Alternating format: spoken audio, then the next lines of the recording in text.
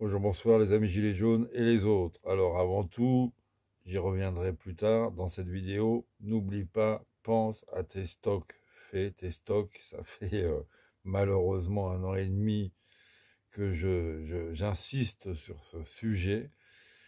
Tant que Macron est là, fais des stocks. Prépare des stocks. Et tu vas comprendre pourquoi tout à l'heure. Donc, euh, l'estimation, j'ai deux estimations pour les manifestations de samedi dernier. Celle d'un syndicat de police, qui n'est pas franchement l'ami des Gilets jaunes, et celle donc du nombre jaune. Elles se rapprochent l'une et l'autre. L'estimation donc basse, hyper basse du nombre jaune, qui est donc quelque part voilà, la plus rationnelle, elle est de 415 000 manifestants samedi dernier, alors que c'était 373 000 la semaine dernière. Donc c'est une augmentation. Toutes les estimations, quelles qu'elles soient au bout du compte, présentent une augmentation de la mobilisation. Ça, c'est très important. Et donc là, on a ce syndicat de police, alors, qui s'appelle Syndicat France Police Policiers en colère. Ils ne sont pas en colère parce que ce sont des révolutionnaires. Ils sont en colère parce qu'ils n'ont pas assez d'armes, on ne leur laisse pas assez nous casser la gueule, ils ne sont pas assez protégés juridiquement, ceux qu'ils attrapent ne sont pas assez condamnés, etc., etc. Mais donc, ils sont fâchés, évidemment, contre le système macroniste. Et donc, de leur côté, ils ont fait une estimation de la participation à 15 heures aux manifestations contre le pass sanitaire, 480 000 manifestants minimum partout en France. Alors avant, je vais te lire leur communiqué parce que j'aime beaucoup la dernière phrase. Il faudrait que peut-être qu'on l'encadre. Et mais dire d'abord qu'effectivement, il ne s'agit pas de se compter qu'au niveau des villes. Il faut bien se compter au niveau national.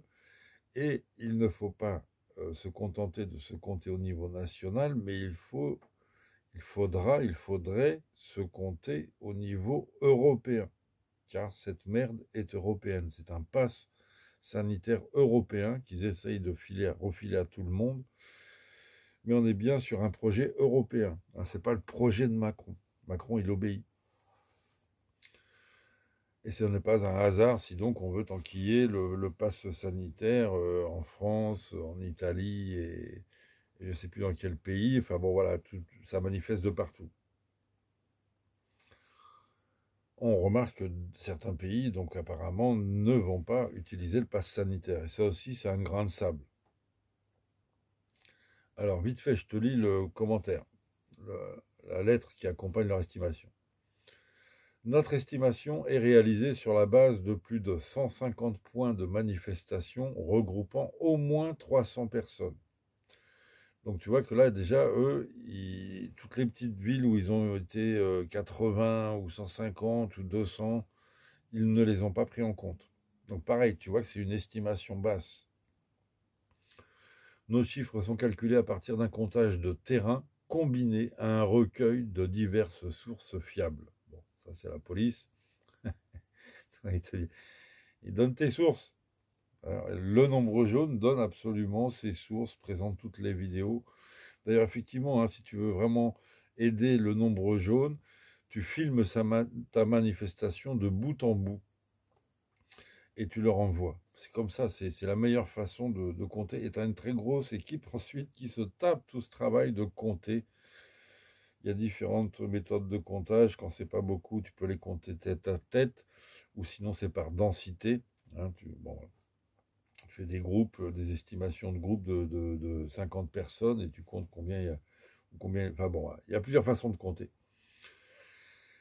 Et donc là, ce sont ce que j'aime bien, c'est que ce sont des estimations où déjà ils te disent forcément voilà, c'est un taux d'estimation bas.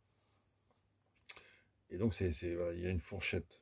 Donc tu vois que voilà, entre ces 400 000, plus ou moins 400 000, donc entre 400 et 500 000 de l'estimation du nombre jaune ou de ce syndicat de police, Bon, bah, puisque c'est de l'estimation basse, on est peut-être plutôt 500 000, 600 000, 700 000.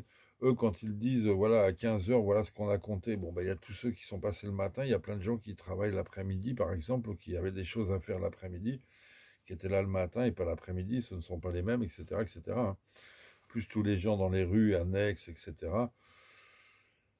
Donc voilà, on s'approche rapidement du million en France, et donc nous sommes plusieurs millions en Europe.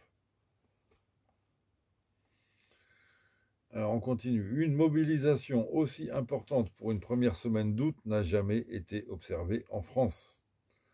Pendant que nos collègues sont massivement mobilisés au cœur des vacances d'été, les politiciens sont partis se mettre les oreilles en éventail. Regrettable. Donc moi j'aime bien, plus évidemment Macron et sa clique provoquent, plus il y a de la mobilisation. Tu vois, et maintenant même les syndicats de police. Et là, ils soulignent, tu vois, qu'ils sont pas déjà, ils sont pas contents parce qu'ils sont mobilisés au cœur des vacances. Tu vois que notre petite stratégie a du sens. Le rejet de la dictature sanitaire mise en place par la Macronie avec la complicité de l'ensemble des partis politiques d'opposition est total. Il ne s'agit pas d'une petite poignée de complotistes agités. Voilà, ils sont engagés. Les décisions politiques autoritaires prises par nos dirigeants obligent une nouvelle fois les forces de l'ordre à faire face à des manifestations de grande ampleur. Voilà. Ce n'est pas de la faute, on le disait ça, ce n'est pas de la faute des gilets jaunes si les gilets jaunes sont dans la rue. C'est de la faute de la politique qui jette le peuple dans la rue. Le gouvernement doit d'urgence revoir sa stratégie politique sanitaire pour éviter un embrasement de la situation et la constitution de rassemblements encore plus massifs à la rentrée en septembre. On est d'accord. Je suis tout à fait d'accord avec eux. Et alors là, voilà la phrase qu'il faut qu'on copie et qu'on encadre chez nous, les Gilets jaunes. Nos collègues n'envisagent pas de revivre le calvaire des manifestations de Gilets jaunes puissance 10 dans les semaines à venir, c'est très clair. Tu vois, c'est-à-dire que, évidemment, ça a été une épreuve pour tout le monde, mais tu vois, quand on te dit ça n'a servi à rien, les Gilets jaunes, ben voilà, regarde, ça a servi simplement à mettre la police en tension, en hypertension, et maintenant, ils ont peur des gilets jaunes. Quand tu déboules à 10 gilets jaunes, il y a des alertes au téléphone de commissariat à commissariat. Et cette pression va nous servir aujourd'hui. Cette pression, cet héritage des gilets jaunes, dans un sens, va servir à l'ensemble du peuple français. Attention, ils vont nous en faire baver. Ça, c'est les policiers qui sont en train de parler aux politiques. Attention, s'ils s'y mettent comme les gilets jaunes, on va en baver. Et voilà, déjà, ils annoncent que ça va plus ou moins craquer, quoi. Nos collègues n'envisagent pas de revivre le calvaire des manifestations de Gilets jaunes. Donc, vite fait, donc un petit bilan, donc j'ai pris quelques notes. Bon, moi j'ai trouvé effectivement, alors la mobilisation sur la manifestation dite des Gilets jaunes qui partait de Villiers était un peu moindre que la semaine précédente. Et il semble que la manifestation de M. Philippot a été équivalente la semaine précédente, c'est-à-dire aux alentours de 30 000. Nous, on aurait été plutôt aux alentours de 20 000. Et il y a eu aussi effectivement un autre cortège à Palais Royal où ils étaient beaucoup moins nombreux, mais malgré tout, quoi. Et ça génère... encore une fois, nous, ce qui nous intéresse, évidemment, c'est que ça occupe la police. D'ailleurs, on trouve que, bon, le gros cortège de Philippot n'occupe pas assez de police. À bon entendeur, salut. Mais c'est vraiment l'objectif, hein, nous en tout cas, notre stratégie. De fait, on félicite Lille et Toulouse pour le chahut hein, qu'ils ont fait. Marseille, évidemment, pour les pompiers qui étaient en première ligne. Lyon, un très gros cortège malgré une grosse pluie, je crois à Strasbourg aussi. Bon, à Toulouse, on peut dire la palme de la gamelle du policier, hein, filmée. Donc c'est là où tu vois que vraiment, ça y est, quoi, ils tiennent plus debout, ils sont fatigués. Bon, à Toulouse, vraiment, bon, ils ont eu par contre énormément de gaz et la réapparition de la BAC. Et donc, bon, bah, voilà, c'est vraiment haut déterminé de faire vivre un calvaire à la police au mois d'août pour qu'ils soient sur les genoux en septembre, quand vraiment, là, on va dire, l'ensemble de la société française sera un peu mieux organisée, évidemment, pour lutter. Là, faut savoir que, par exemple, samedi dernier, comme nous sommes montés sur Paris, il y avait des bouchons dans le sens, sur les autoroutes, dans le sens de la province, de Paris vers la province, c'est-à-dire toutes sortes de départs en vacances, encore incroyables, c'était bouché. Et au retour le soir, donc quand nous quittions Paris pour aller en banlieue, on a vu dans le sens du retour sur Paris, pareil, des bouchons de vacanciers qui rentraient de vacances. Donc, bah, tu penses bien que voilà, tous ces gens-là, bon, alors, je ne dis pas que ce ne sont que des manifestants, mais tu as évidemment encore toute une masse de la population française qui n'est pas mobilisée et qui va l'être. À l'île de la Réunion, alors évidemment, là, voilà, il y en a partout, mais force et honneur à l'île de la Réunion, où il y a toujours eu des gilets jaunes à l'île de la Réunion. Et il y a de très très grosses mobilisations. En même temps, eux, ils se retrouvent avec un régime spécial. Là, on revient au régime colonial. Donc là, il y a vraiment, c'est pareil, quoi, hein, il y a vraiment quelque chose à faire, les amis, il faut les mettre plus à l'honneur, nos amis des dom-toms, nos frères des dom-toms, hein. Donc voilà, donc vraiment, en tout cas, pour tout ce qui est comptage, filme et envoie au nombre jaune, hein. Tes films, et comme ça, on aura le plus d'éléments précis possible. Bon, pour Paris, donc l'Allemand et Macron étaient en vacances. Donc pas de gaz ni de violence policière. C'est quand même incroyable. Ça s'est très bien passé. Alors que je t'assure que les déterminés étaient là, hein. Mais il n'y a pas eu il y a pas eu, voilà. C'est je sais plus quoi, le chef de cabinet du préfet, l'allemand, qui a géré ça parfaitement, hein, il faut bien le reconnaître. Donc ils ont été fermes, ok, très nombreux, ok, mais ils n'ont pas provoqué ni surréagi à des provocations. Et il y a eu, je t'assure, quasiment, enfin très peu de provocations de la part des manifestants, très peu de jets de bouteilles ou de machins comme ça, plutôt de la pression populaire. Et ça fonctionne vraiment. On s'est retrouvé place de l'Hôtel de Ville, ce qui était vraiment pas prévu, mais même là, tu vois, bon, si le préfet allemand était là avec son hystérie, il y aurait eu un carton et un carnage place de l'Hôtel de Ville. Là, les mecs, ils ont très bien géré, ils se sont écartés, ils ont laissé le peuple s'exprimer, hein, et après, bon, bah, ça s'est dispersé rapidement. Et puis, il y a eu un orage avec grêle qui a fini donc la journée, on va dire, évidemment, et qui a laissé les policiers et les CRS tout seuls sur la place de l'Hôtel de Ville sous la grêle, alors que tous les manifestants sont partis, évidemment, se planquer dans le métro. Donc voilà, vraiment, l'Allemand, soit il est nul à chier, soit il est malfaisant, hein. Mais voilà, il est responsable d'une grande partie du chaos parisien actuel. On regrette donc voilà, que les autres cortèges de Paris ne soient pas un peu plus craints par la préfecture. Il faut mobiliser la police, les amis.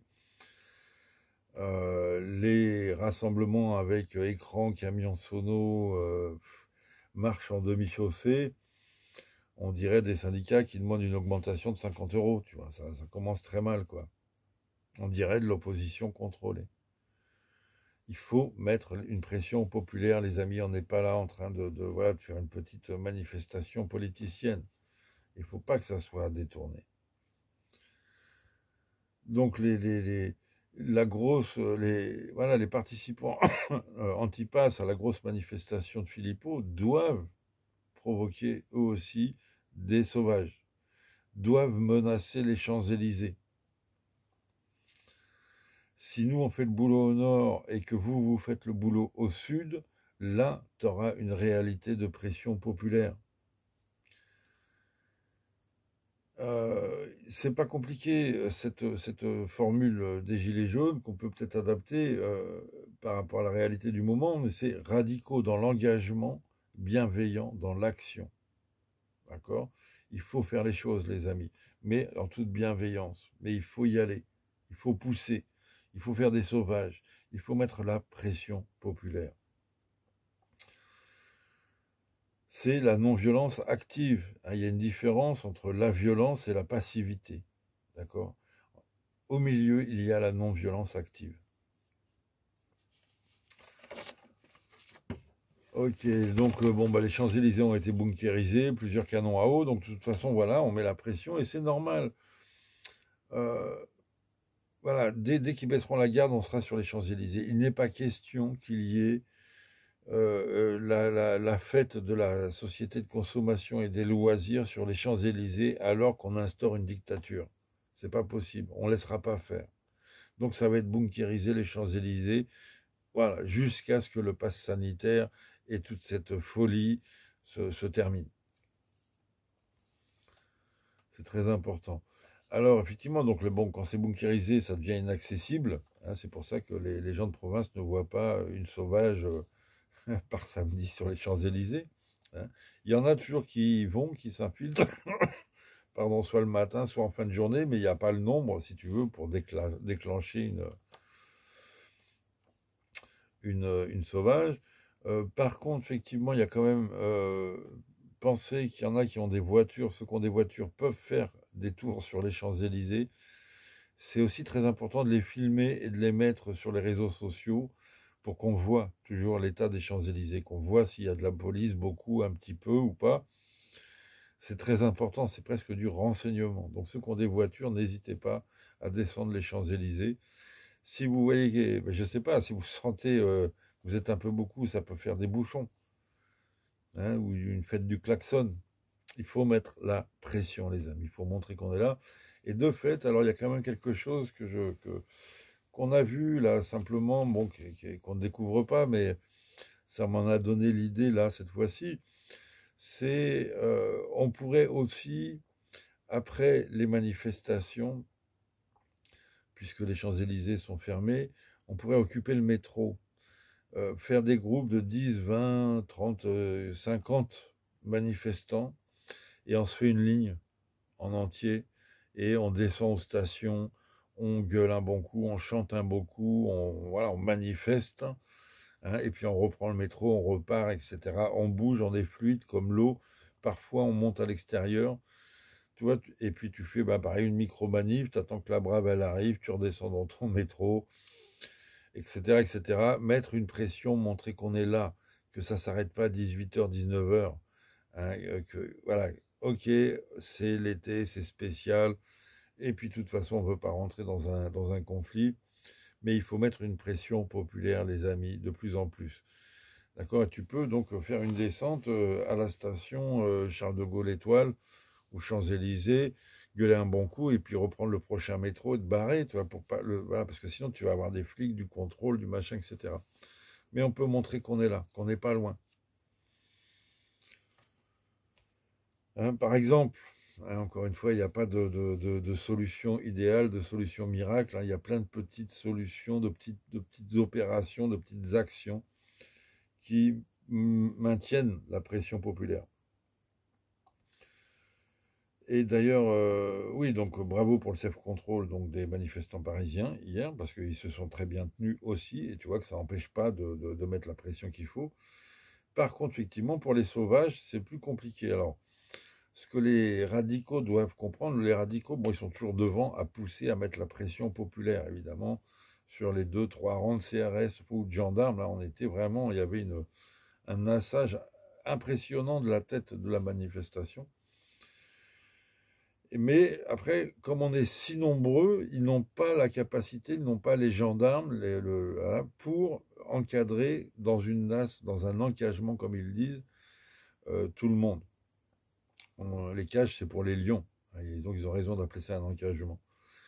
Et donc, ce qui fait que peut-être le dernier tiers ou même la moitié de la manifestation, du cortège, je parle des Gilets jaunes, il n'y a plus de gendarmes à l'arrière. Il n'y en a plus. Il n'y en a plus.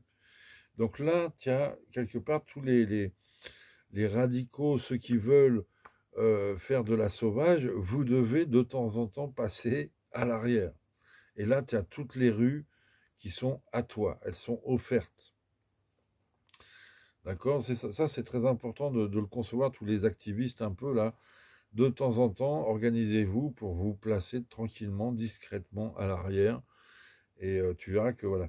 De temps en temps, tu as la brave qui viennent faire les kékés, mais ils sont 20, quoi. Donc tu fais une sauvage à 500 ou à 1000 et voilà, c'est terminé. Hein. La moto, elle est tombée, quoi. Vraiment, j'aime cette espèce de génie populaire. Donc dans la manifestation de samedi à Paris, quand la brave justement vient faire le kéké, il y a tout un groupe du cortège qui a chanté sur l'air de, tu sais, la Macronie, c'est dégueulasse, et la police, c'est dégueulasse, bon, voilà, et la moto, elle est tombée, et la moto, elle est tombée, les voltigeurs ne font pas peur, etc. Et c'est parfait. On voyait pas la gueule des voltigeurs, évidemment, derrière leur cagoule et leur casque, mais les mecs, ils bougeaient pas. C'est bien de leur rappeler, effectivement, qu'on peut leur faire tomber des motos très rapidement. Hein, la foule, il faut la respecter un peu. Bon, voilà, je voudrais, bon, ça va pas faire trop long, mais ça commence déjà à se... Oh là là. Et donc, ok, il faut... D'ailleurs, oui, la bave, voilà, je l'appellerai plus jamais la brave, maintenant je l'appelle la bave. Hein, la bave de l'allemand, par exemple, tu vois. Ça, c'est bien la bave. C'est ce qu'ils sont. Euh, alors, malheureusement, bon, voilà, bon, ça, on va dire, c'est voilà, l'espèce de bilan de cette journée. On lâche rien, on continue. Comme on dit, si chaque manifestant arrive à convaincre dans la semaine un autre citoyen, on peut augmenter très rapidement, de samedi en samedi.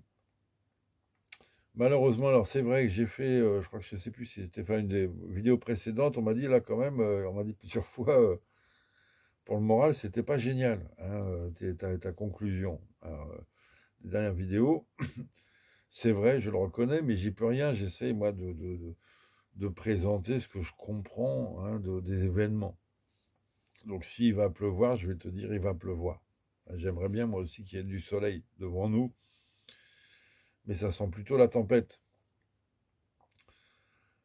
Et malheureusement, c'est ça. Nous, les Gilets jaunes, on a cette expérience maintenant de ce régime. On sait qu'il ne va pas répondre au peuple, aux manifestations, aux rassemblements, quels qu'ils soient, et même qu'il va ajouter une crise sur la crise. Hein, c'était le principe de Pasqua dans les affaires, quand tu as une affaire compliquée à gérer vis-à-vis de l'opinion publique. Tu rajoutes une affaire dans l'affaire, et puis une autre affaire dans l'affaire, etc. Et à la fin, plus personne n'y comprend rien. Et là, c'est ce qui se passe. Au moment de la crise des Gilets jaunes, la crise sociale, il a mis la réforme des retraites dans la gueule, et donc qui a généré la grève générale, une affaire sur une affaire. Et là, au bout du compte, cette crise sociale et démocratique des Gilets jaunes n'est toujours pas terminée. Et là, maintenant, ils nous mettent donc la crise sanitaire, le pass sanitaire sur la crise sociale et démocratique. Tu vois, ça devient compliqué à gérer la première revendication des Gilets jaunes, hein, nouvelle donne sociale, nouvelle donne démocratique. Et donc, malheureusement, là, sur cette crise sanitaire, là, plus on va se mobiliser, etc., s'engager, mettre la pression, plus se rapproche le moment où ils vont rajouter une autre crise sur cette crise-là. Et après, s'il faudra encore une autre crise sur la crise, sur une autre crise. Il y a plusieurs moyens de crise, donc il y a bien sûr le fameux terrorisme islamique. Mais donc tu peux avoir une immense crise monétaire, tu peux donc avoir une crise de l'OTAN, de guerre avec les Russes, etc. Tu peux avoir plusieurs couches de crise qui font que voilà, toi, s'il y a une méga crise là, donc monétaire et d'approvisionnement des supermarchés là, cet automne, tu es sûr que il y en a plein, le pass sanitaire, ça sera après, je vais me faire vacciner parce que là, il faut que j'aille chercher de la bouffe ou je sais pas quoi. Ça va être vraiment, voilà, c'est comme ça que fonctionne ce régime. C'est normal, c'est une dictature, hein. Ne t'attends pas à ce que tout d'un coup, ces gens-là deviennent des démocrates parfaits, idéaux, qu'ils s'excusent. Non, hein. Ils vont aller jusqu'au bout et c'est vraiment au peuple de mettre le haut là. Il n'y a pas 36 solutions. C'est la grève générale, c'est la mobilisation générale et la grève générale sans armes, hein, ni violence, dans la non-violence. Donc on va sur une crise économique majeure. Les économistes le disent, de toute façon, le confinement, l'arrêt d'une partie de l'économie mondiale, l'arrêt d'une partie de l'économie locale, font qu'on va sur une méga crise, et puis là, ils vont se faire achever donc toutes sortes de commerces avec l'histoire du pass sanitaire. Donc voilà, hein, on va vers différentes, on va vers l'orage, l'automne. Donc nous, le mois d'août, on doit se mobiliser, s'organiser, hein, se connaître et se reconnaître, parce que là, on va au carton, les amis. Pardon, je vais me dépêcher. Voilà, nous ne sommes pas confrontés à une équipe d'apprentis dictateurs qui profitent d'une crise sanitaire inopinée, mais nous sommes confrontés à un système oligarchique international qui est en train de refermer son filet sur l'Europe en général et sur la France en particulier. Nous découvrons trop tard le piège. Il y avait bien les gilets jaunes qui criaient à la dictature, mais on ne les croyait pas, on ne les écoutait pas.